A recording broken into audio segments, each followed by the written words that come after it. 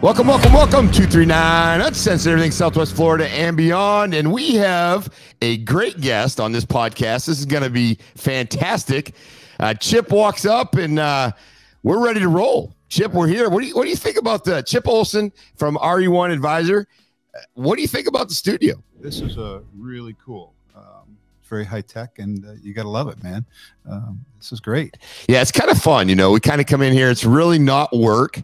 We come in here. We have a good time, and it's great. And Chip and I, we go back quite a ways. Chip, I mean, when we first met at as committee members on the board for Naples Area Board of Realtors. Correct.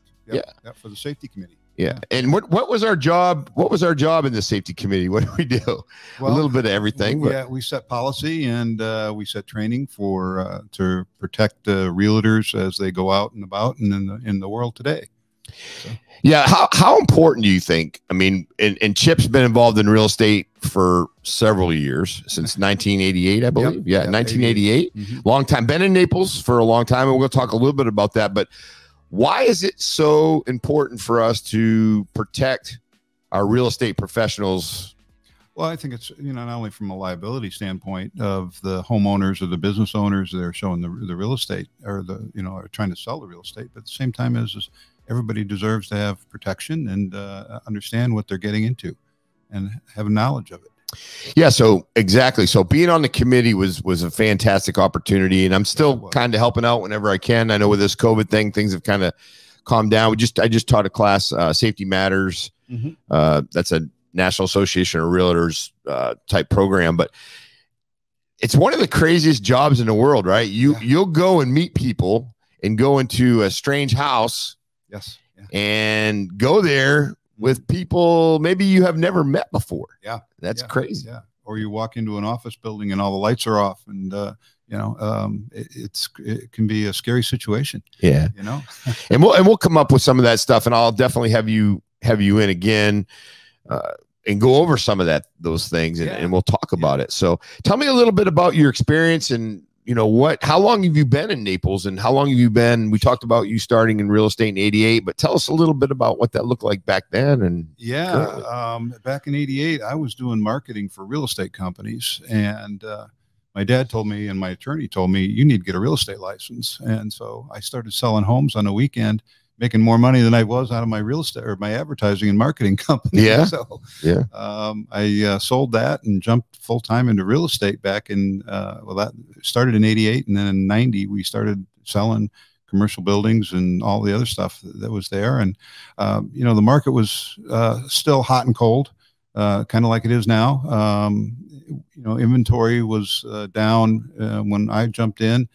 Which made it tough to find listings, but at the same time, sounds familiar. Yeah, what's new right now? Right? History as it kind of repeats itself as things go on. The commercial market, we jumped into that in '92 and started doing development consulting and doing some development, and then '94 we jumped into the property management side, and the company grew like crazy. Sold the company, and then took a couple of years off where I was just doing consulting around the country. And then I reopened in 2017 with RE1 as a company that's doing not only commercial real estate in Southwest Florida, but we do project management around the United States. We've got a staff of 10. I have 2 people working in Europe that find people that own U.S. real estate that need help. And we work with a lot of trust attorneys on estate planning and valuations and things like that. We're not appraisers, but we, work with the appraisers and try to set it up so the owners have a benefit of full understanding of knowledge of what the market's all about. And, the craziest thing was I was talking to my stockbroker, and he said, can you do something in Vail? And I said, sure. What do you need? And he said, one of my clients, the husband dies, has a hunting lodge there, and the wife hates it, and she wants to sell it. So our job was to go out and find a realtor in Vail, Colorado that could specialize in that community and sell the house for the widow. And so, it's different stuff that we do, and we really enjoy it and have a blast doing it. Yeah. Tough markets, Naples, Vail, Colorado, that's real difficult, but RE1 Advisor has a gamut of, I guess, services and things that they can do for you. Yep. Let's go back and a little bit in time. So 1988, I got in Naples in 91, April of 91. 1988, what did Naples look like back then? Well, I was 28 years old, and I got here. I moved here in 85, and I worked for people. But in 88, there was about 3 bars. All right. And can you name any of them? Sports Page. Okay, I do. That's right there off Pine Ridge. And in the backyard, they had a volleyball court. And on Saturday afternoons, we'd go over there and drink beer and play volleyball and watch college football. And then the other places, of course, you had the nightclubs. You had, what was it, Big Daddy's? I don't remember that one. Okay. Swamp Buggy, was that around? Swamp Buggy was there, yeah. I got a great story about the Swamp Buggy. It is uncensored, so we can kind of pretty much say what you want. Come on, Chip, bring it up. No, and what other ones were out big back then? I was a poor kid back then, so I didn't go out down to Fifth Avenue. Of course, you had Pippin's and St. George of the Dragon, and I think those were the only real, coming from the Midwest, I love good steaks. And when I first moved here, I couldn't find anybody that had a good steak. And when Outback came, I thought I died and gone to heaven. Well, we've been there a few times since. We go there and drink. So yeah, Naples has really come a long ways, a lot different. I remember, Pine Ridge Road being nothing, Carillon Plaza, all those places were pretty much just non-existent. Mockley Road, there was pick stuff all over the place, and where Arthrex sits today, that was a big field when I got here. It was pretty wild. Pine Ridge ended at the Vineyards. Yes. And to get to the movie theater, you had to, if you lived in Golden Gate City, you had to drive, a half hour to just get to the Pavilion or to the one on the East Trail. Yeah, I remember that. Yeah, I remember those. But good times in Naples has come a long ways, and we're going to talk a little bit about what you envision in the future. And it's crazy. So I know that your company does a lot of things. Can you kind of narrow in on some of the things that you're working on now that would relate to us here in the 239 and beyond? Sure. Well, we do a lot of project management for nonprofits and for businesses. So if they want to remodel their doctor's office, they'll hire us, and we'll go out and hire the architects, the general contractors, and kind of ride shotgun over it. We've done a nonprofit hired us to create a housing project for autistic adults. Oh, okay. And that's really cool. And sometime I'd like to, talk to you about that on this, because it's such a needed. I can. But is that local or is that? Well, it's interesting. We started off going to these parent meetings, and the guy that they hired said, well, we're going to get tax credits and it's going to take 17 years. And I leaned over to the guy next to me and I said, I might not be around. I mean, hopefully I'll be alive, but I said, you got to think outside the box. And we got signs all over our office that says think differently. And so what I went back to the office and created let's look at what are needed for that. And, hotels where people with autistic kids can go to and feel comfortable. Jobs on campus, so people don't have to have the need for transportation. So we sat down, we contacted a bunch of hotel operators, and sure enough, there's a hotel in Ireland that specializes for kids with autistic tendencies. The rooms are a little bigger. The walls are concrete for sound transmission. And that's amazing. Don't think about all that. Yeah. And instead of banquet halls, they have quiet rooms. So if somebody has a meltdown, you just go into the quiet room with soft colors and things like that. And it was really fascinating. As somebody that likes to put puzzles together, I'm looking at this thing going, here's the puzzle. And then 2 of the hotel operators expressed an interest in doing this. And I said, well, here's the trade-off is you have to hire 25 of my residences to work in the cleaning services and doing whatever they can. They said, perfect, we can do that. And then we were doing some work for the marijuana industry out in Colorado on valuing warehouses and stuff like that. And we had a consultant in the office. And I said, what would it take to build a grow house for fruits and vegetables? And how much money could it make? And how many people could we employ? And he came back with a study. We'd employ about 40 of our special needs people, doing everything from gardening. Wow, that's fantastic. Yeah. And the thing would throw off about $400,000 a year in profit. So I looked at the whole thing, and we formed a nonprofit called Noah's Communities, Noah's Ark Communities, excuse me. And we've got people out tracking around the country trying to raise money. And there's it'd be a whole show on itself. We got to touch on that, on the pooled income fund and how to, and the interesting story that I got involved and how I learned about this. But wow. You know, in our industry, we run into these really cool people all the time. And then if you sit and you listen, and as I tell my employees or my agents, you know, you listen before you talk, and find out what the needs are, and then we come up with a solution for that. So that's what we do. Yeah. So from how I gather is, you know, somebody's got a large project or a mid-sized project, and basically they reach to you, and then from that point on, you kind of manage the process. Correct. And there's a lot of red tape that you've navigated through over the years to be able to get people to the end game. Sure. Yep. Yeah. So that's exactly.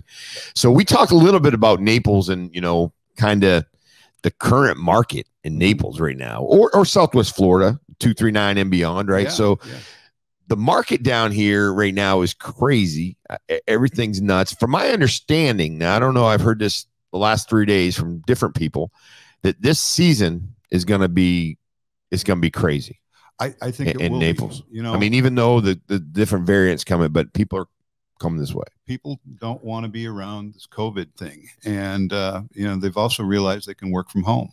And so why do I want to work from home when it's 40 below zero in the winter, and I can, you know, sit out on the beach with my cell phone and, you know, communicate with this. Right. And so I think we're going to still see a trend for people moving down.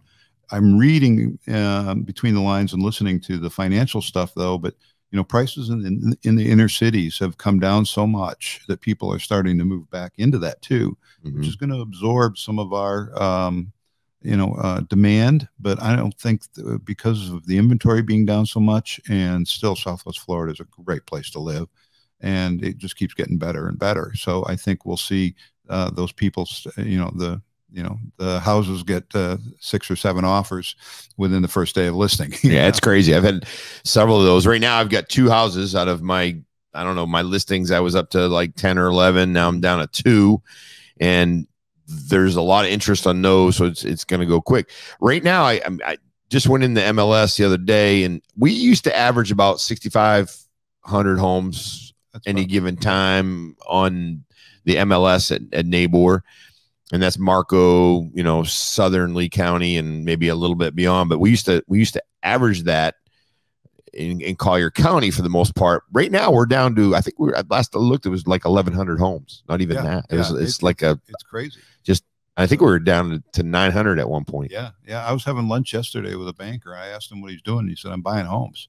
And I said, "What do you know, why?" And he said, "Because I'm going to resell them this season, and I'm going to make a lot of money." Yeah. And, you know, the demand is so high and the supply is so low that, you know, hopefully if we do hit a little hiccup with the stock market or anything, we've got enough forward momentum that'll just carry us right through it. And, you know, when my theory, Tim, is when the bartender starts giving you real estate advice, it's time to get out. When the realtors start quitting, it's time to get back in. You know, that's true. Yeah. So, but right now, you know, the lending has been strong, and it's got good criteria.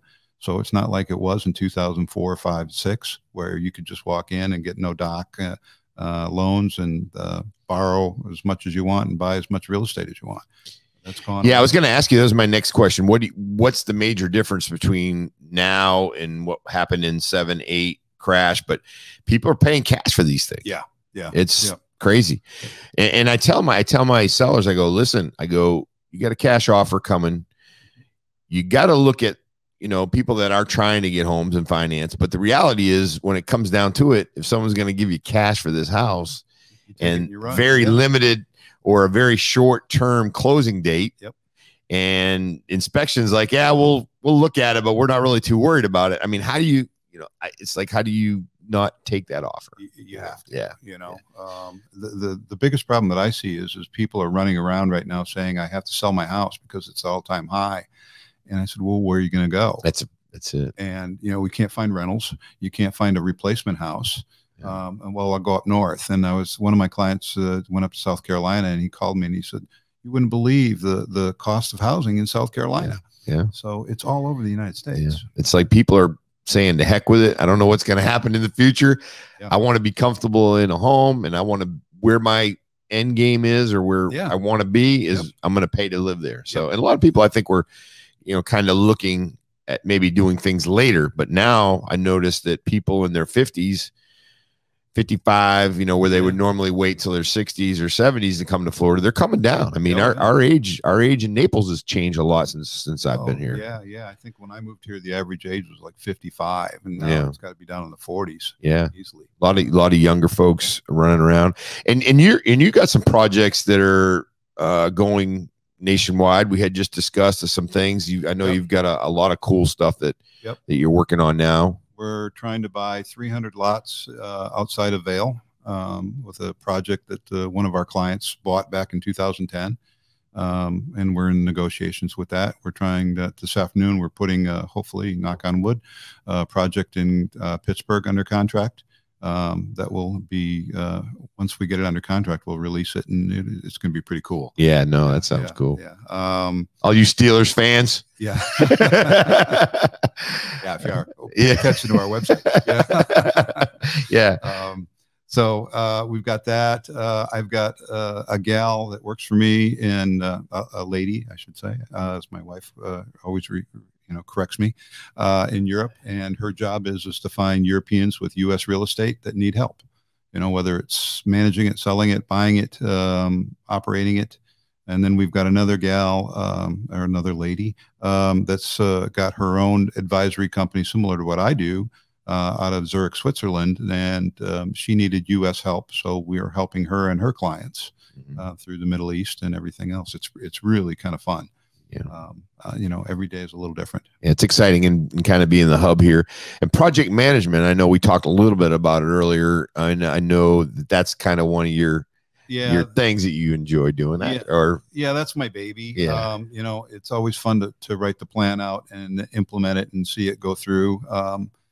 I've done enough development myself, and clients have hired us over the years to do surgery centers and medical offices and law firms and nonprofits and things. So what will happen is they'll hire myself to go out and work with the architects to get the vision, and then we'll hire, bid the job out to the GCs, and then I sit in all the construction meetings and be quiet. And if I see something go amiss, then I raise my hand and such.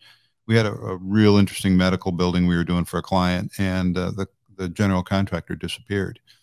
And then all the subs disappeared. So I tell this story to all my employees. But so one morning I showed up with a wad of $20 bills and a case of Gatorade, and I handed out $20 bills to everybody and a cold Gatorade. And the next day I showed up with $10 bills and the Gatorade. Third day I showed up with 5 and Gatorade. And the fourth day I showed up and I had full crews back. And there was an old country western bar called the Deuce out in Golden Gate, and on Thursdays they did Double Deuce. I knew. I remember that. Yeah, Double Deuce. Yeah, and Thursdays they had all the barbecue you could eat. And so I called everybody, and I had a full crew, and I said, "If you guys get this done at this date, I'll buy everybody as much beer and as much ribs as you can eat." And the owner of the project, I told him what I did, and he called up and he said, "You're crazy. You're spending all my money." And I said, "Just pay attention." And so we got the job done on time, and I went over to the Deuce, and how many people showed up out of 52? Yeah, but they wanted and the next day it was all you could eat for like $10, and so it cost my owner $50. Money well spent. Yes. And he said, "Well, how did you know?" And I said, "It's a work night. These guys do not want to go to work the next day hungover." So there is some semblance of rationality with some of these things, but that's the kind of stuff that we have to do. Is just you have to get up there and knock heads every once in a while and entice them. Yeah, no, and I will tell you that today in today's age, my daughter just started with Adobe up in New York City, so it's kind of interesting. A lot of it's virtual. Yeah, huge company. On Fridays, they send their new employees like happy hour gifts. So they send it in the mail. mixers and things like that. And then they go on virtually and they talk about, you know, hey, how you doing virtually? But to keep those younger employees satisfied and staying with that company, they entice them with some very interesting things. You know, we have to, because we've changed this whole dynamic of no social interaction, and people get burned out working at home on their computers. You got to do something, and you got to, you know, log in. She actually was asked, you know, from her company, like, what days do you want to come in for, or what days would you rather stay home? Now, if you're gonna pick a work week, what days would you rather be at the house? Friday. Yeah, I'll take 2 days. And see, Monday and Friday, right? So you go in Tuesday, Wednesday, Thursday. Pretty nice, right? Yep. And they got a good setup. And you know, the reality is, though, they're finding out that you can do a lot of stuff at home if you get the right person, right? I think if I was at home doing stuff, I'd get distracted pretty easy. So I like to come into the office, but it's just a different time, different culture. And these younger folks, you can say what you want about them, but they do know how to do things. Oh yeah. They're good at what they do. Yeah. My daughter works for me, and she works at home a lot, and her work productivity is great. Yeah, it's good. It's good. The last question. This is a big one. We could be here for a couple minutes on this one. What does Collier County in Southwest Florida look like 20 to 25 years from now? What does it look like? Well, you know, I think traffic will still be bad. You know, we're having a lot of stuff move east. Right now, the cost of construction for new offices, new retail really doesn't fit the rents. And so we have a slowdown of all this commercial space. And as these new houses go up, we're going to be forced to spend that, which is the rents are going to go up. So, you know, moving east, you know, I think on Immokalee and Airport, they're talking about a mini Mercado type operation there, which is great because, you know, it keeps people from coming all the way downtown on a Friday night. And, you know, if you have a few pops, adult pops, it's you don't want to have to drive the gauntlet. So, or pay the Uber driver. Yeah, no, it's a little trip. Yeah. So, as we build these pods of commercial around the country or around the county, I think it's going to be slow. It's going to be following. 25 years from now, you know, the center of town right now is a little bit Pine Ridge and Airport. I think it's going to be more like 951 or Collier Boulevard. You know, I'm old school. You can say 951. Yeah. And Immokalee might be closer to the center of the population. Yeah. I know that, you know, that Immokalee Road corridor is definitely a place that's going crazy. Oh my goodness. You know, the whole thing, Collier, Immokalee. I know, and you talked a little bit about it. The big building. I know Blake Gable and his group are putting that. Collier Companies putting and Collier Companies putting in a whole development there. They've got, you know, I think Outback Steakhouse is going there. I think a South Street, and there's a couple other places. Tacos and Tequila, I think, is going in that corner. They got big storage, and they're also putting multi-family apartments there, higher end apartments, all along that corridor. So I just think that there's going to be a huge push, like you said, east. So, Tim, the thing that kind of interests me is where are the jobs going to be? You know, are they still going to be in the coastal area where everybody has to still drive in, and drive back? Or are we going to, you know, develop more industrial out by Ave Maria where, you know, you'll be splitting the difference? It's interesting to talk to some of these guys because it's faster to get to Davis Boulevard and Collier Boulevard from Lehigh than it is from Immokalee. Right. You know? And you think about the dynamics of that. Immokalee is still Collier County. Lehigh is in Lee County. So, what's that going to do to I-75 and the airport and such? Are we going to have 6 lanes going north and 6 coming south? And if you notice that in the morning, all the cars from Fort Myers, those folks are coming down to Naples, Marco, and then at 4 o'clock. Friday at 3, maybe 4 o'clock average, they're all heading back.